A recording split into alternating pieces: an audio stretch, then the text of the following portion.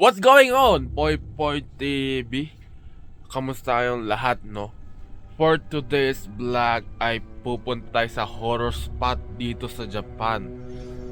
Sa horror spot na pupuntahan natin, merong kasabihan na pag nagpunta ka doon, tapos umakyat ka sa hagdan na meron doon, pag umakyat ka, kunwari yung hagdan ay 24 stairs, pagbaba mo naging 25 stairs, ibig sabihin nun, nasa ibang world ka na. And meron dong isang kabaong na hindi alam kung sino nakalibing. Pupuntahan natin yon, guys. Tingnan natin kung ano mangyayari pag pinuntahan natin yon. Ang oras ngayon ay 2:30. Papakita ko sa inyo mamaya ang oras. Kaya tara, samahan nyo ako. Let's go. Naglalakad na nga pala kami papunta sa may horror spot. Ang oras ngayon ay 2:50 ng umaga. Nakikita nyo ba, guys? Tingnan natin. Yan guys, 2:50 ng umaga yung oras ngayon. Sakto, sabi ng mga tao, ganitong oras lumalabas yung mga multo. Kaya ganitong oras ay pupunta sa may horror spot. Pag may nakita tayo, naramdaman tayo, alamin na guys. Kaya tara na. Bago nga pala ako pumunta sa may horror spot, nagugutom muna ako. Kaya bibili muna ako ng pagkain sa may Lawson.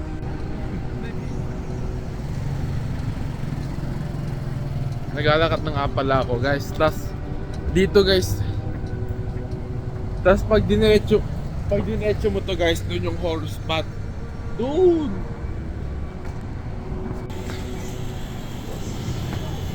Andito na nga pala kami sa tinatawag nilang horror spot dito sa Japan. Pag inakyat mo to, andito na ang ghost stairs. Ito ang pinakasikat na ghost stair horror spot dito sa banda sa amin.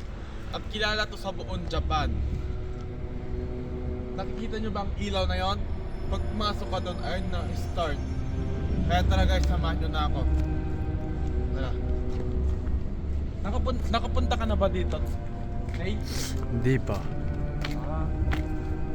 Alam mo ba yung kasabihan? Ano? Yung, di ba mayroong malapit na school dyan? Oo. Yung mga student daw dyan, nagpapakamatay daw dito sa may ghost stair. Oh? Nagbibigti daw sila. Ninuloko mo ako. Ayun yung kasabihan. Kaya wala masyadong nagpupunta, tingnan mo. Anong oras na ngayon? Mga 3 AM na, diba? Oo. Kanina 2:40 na yung lalakad tayo. Kaya no, pagpasok mo dyan sa baba na yan, ayun na ang start ng ghost stair. Malapit na. Malapit na. Tara. Pasok na tayo. Kaya alam mo na. Tapos yung kasabihan dito sa mga Hapon, pag pupunta ka sa mga horror spot, bawal ka magbiro. Kaya okay na yan. Dito sila. Ba, mabilis naman yung dasal mo. Siyempre, mabilisan na yan. Okay. Tingnan nyo guys. Ano yan? Field lang yan, pero dati, sementeryo daw yan. Tapos meron doon na natitira isang sementeryo. Hindi alam kung kanino yon, kaya hindi pa nila napapatanggal. Kaya tara, sige, samahan nyo na ako.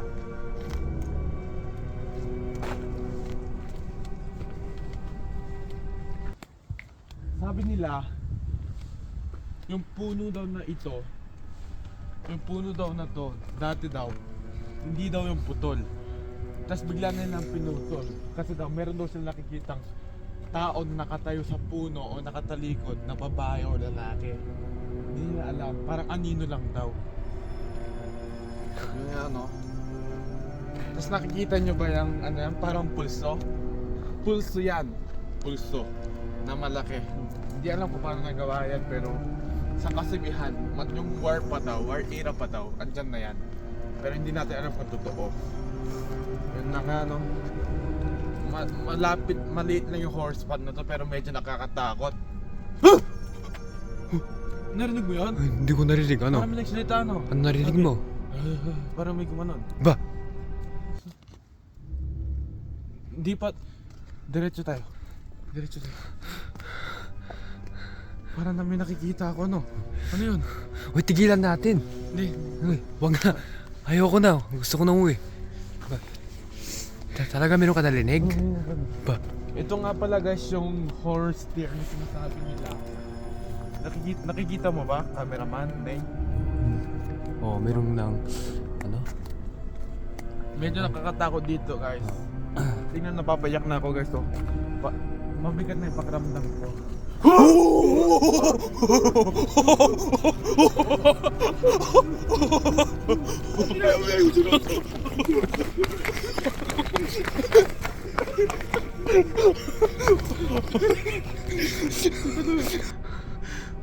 Narinig ko talaga merong Narinig mo yun sa puno. hindi haring.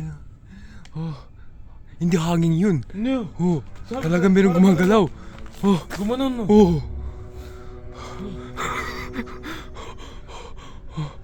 Guys. Kakapilay ko dang. Ba, Napila yung cameraman na patakbo sa sobrang takot. Pilay yan partida.